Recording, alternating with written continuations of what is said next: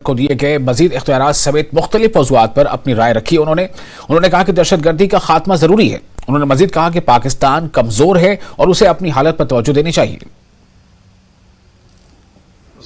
یہ صرف ڈوڈا میں نہیں ہے، پورے جمعہ صبح جموں میں، بلکہ اگر دیکھیں گے تو رجوری پنچ میں 2 سال سے چل رہا ہے، اور ابھی 1-2 مہینے سے، چاہے وہ رجوری پنچ ہو، چاہے وہ کٹھوا ہو، سانبا ہو، چاہے وہ ڈوڈا ہو، چناب ویلی کے دوسرے حصے ہوں، ان تمام جگہوں پہ ہوتا ہے۔ اور ابھی 1-2 دن سے تو ابھی کشمیر میں بھی شروع ہو گیا۔ اس لیے جو قدم سرکار وہ اٹھا رہی ہے ملیٹنسی کو ختم کرنے کے لیے، اس میں تو ایک اچھا قدم ہے، وہ ریاست کی بہبودی کے لیے۔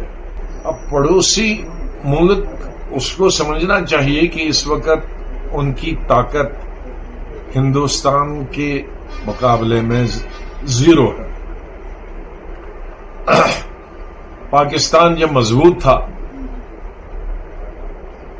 اس کے بعد بھی پاکستان کے 2 ٹکڑے ہوئے، اس کے بعد بھی ہر لڑائی پاکستان ہار گیا ہے، اور آج میرے خیال میں پاکستان سب سے کمزور ہے، سیاسی طور پر بھی، پولیٹیکلی بھی، آپسی لڑائی میں بھی، لیڈرشپ کی لڑائی میں بھی۔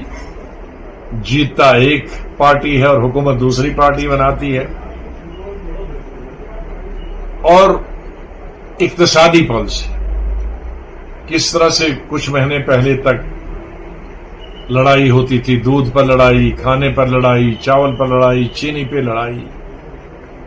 تو ایسے حالات میں پاکستان کو چاہیے کہ اپنے ملک کی طرف دھیان دے، ملک کے لوگوں کی طرف دھیان دے، ملک کی معاشی حالات کی طرف دھیان دے، ان کے وہاں زیادہ سے زیادہ اناج پیدا ہو، زیادہ سے زیادہ تیل پیدا ہو، دودھ پیدا ہو، لوگوں کی بہبودی کے لیے سوچنا چاہیے، بجائے کہ ادھر جموں کشمیر میں ملیٹنٹ بھیجنے سے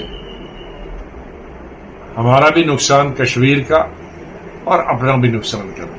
چنے ہوئے نمائندے ہونے چاہیے، الیکٹڈ نمائندے ہونے چاہیے، لوگوں کے چنے ہوئے نمائندہ ہونا ضروری ہے، کیونکہ آج کس کے پاس جائیں لوگ؟ جو 14 سال پہلے نمائندے چنے تھے ان کو تو ختم کیا گورنمنٹ نے، تو آج 6 سال 7 سال سے تو بغیر اتنا کشمیر کی عوام، جموں کشمیر کی عوام، تمام ہندو مسلمان بغیر نمائندے کے، تو بغیر نمائندے کہ اس ریاست کی ترقی کیسے ہو سکتی ہے؟